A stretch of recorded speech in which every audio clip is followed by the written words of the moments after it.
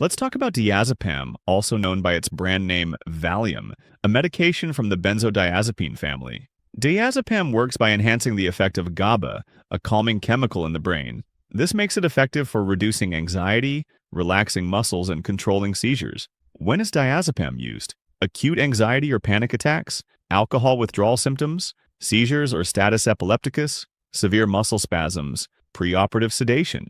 Because it acts quickly, diazepam can provide fast relief, sometimes within 30 minutes. But here's the catch.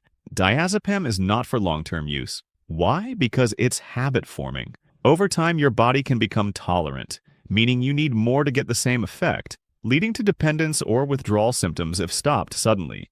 When is diazepam not used? Long-term anxiety or insomnia, in patients with a history of substance use disorder, in elderly people, due to fall risk and confusion. Common side effects include drowsiness, dizziness, poor coordination, slurred speech. Important warnings: do not mix with alcohol or other sedatives. Never stop suddenly without medical advice. Only use as prescribed, and usually for short durations.